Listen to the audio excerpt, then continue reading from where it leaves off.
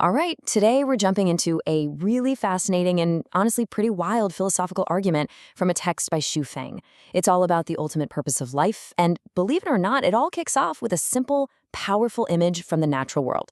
So let's just dive right in. So the author wastes absolutely no time. We're thrown right into this incredibly stark analogy. I mean, it's this primal image, right? Life or death, transform or just disappear. The choice couldn't be simpler. Break free or you perish. This one sentence, it sets the whole stage for everything that's about to come. This idea of the absolute, desperate need to escape. And right there, that's the big question the author wants us to really grapple with. I mean, obviously, this isn't about bugs. It's a metaphor for us. That cocoon, it could be anything that's holding you back, any situation that's limiting your potential. So the author's basically saying, hey, see yourself as that worm. You've got a huge choice to make. Okay, so to really build this case, the author shifts gears. We move away from the abstract metaphor and into the real world. We start looking at actual examples of people who completely changed their lives by leaving some kind of confinement. And the whole point here is that this act of leaving, that was the key to unlocking their greatness.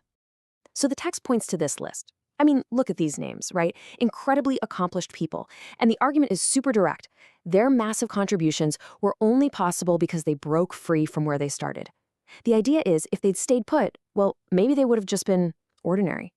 Their journey of leaving and their journey to success are completely tied together. Now, to make the argument even bigger, the author pulls out this really striking historical example. Okay, so get this. Back in 1980, Fidel Castro sent 150,000 people from Cuba to Miami, and the text describes them specifically as prisoners and patients. And the point the author makes here is, wow, it's really powerful. This whole thing was meant to cause chaos in an American city. But according to the text, the exact opposite happened. Miami actually thrived. And maybe more importantly, those 150,000 people, no matter who they were saved from a pretty miserable life. So what's the key? Once again, it was escaping their environment. So using these examples, the author starts to pivot. We're moving away from talking about just physical places to something much bigger, a broader concept. It's building up to this core metaphor that's going to define the entire rest of the argument, this idea of the prison. And this is where it gets personal. The author turns the question right back on us. It's a moment to stop and think, what's your cocoon? What's your prison? See, the idea is being stretched from a literal place with bars on the windows to something way more personal and abstract. It could be a state of mind, a bad job, a relationship, heck, even a country. So this really nails down the author's main idea. A prison isn't just, a built-in with bars. In this way of thinking, literally anything that holds you back and stops you from reaching your full potential is a prison. It's a really powerful and kind of unsettling way to look at your own life, isn't it? So, according to this argument, if you realize you're in one of these prisons, you've only got 3 ways out. 1, you escape. 2, you just suffer through it until your sentence is over, which, in the context of life, basically means you just wait to die. Or 3, you just perish inside the prison. The stakes are, they're incredibly high. And the author really hammers this point home. The argument is that anything you accomplish while you're still stuck inside is, well, basically meaningless. Think about it. Becoming the richest or most powerful person inside a prison doesn't change the fact that you're still a prisoner. All that status, all that money, the text says it, all just turns to dust in the end. All right, so hold on, because this is where the author takes this whole prison metaphor and just blows it up to a cosmic level. Now we're applying it to the very nature of human existence itself. And here we go. The argument is that the 2 biggest, most inescapable prisons for every single one of us are our own bodies and planet Earth. Our body is the jail cell for our consciousness, and the Earth is the jail cell for our entire species.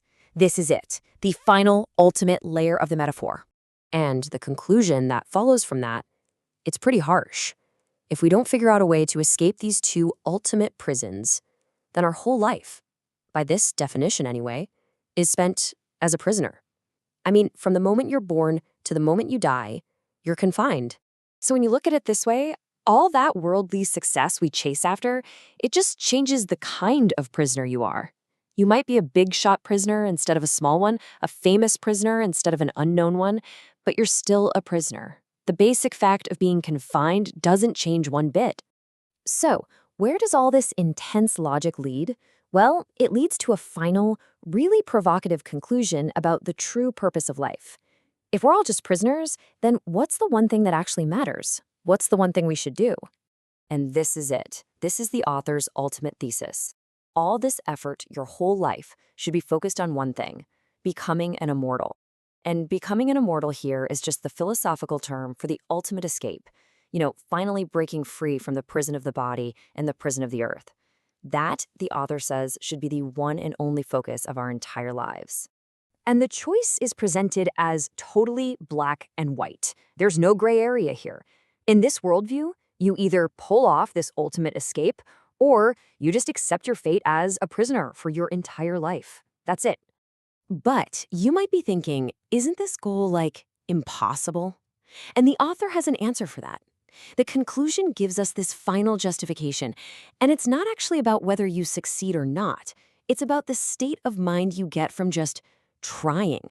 And this is the final twist in the whole argument. The author basically admits, yeah, you might fail, but just the act of striving for this massive, impossible-seeming goal, that's what gives life hope.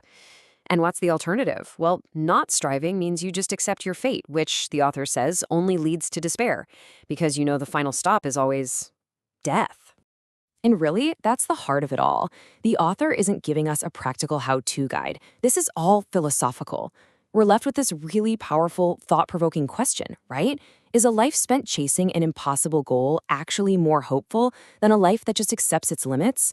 It really challenges how we think about purpose and hope and, well, everything.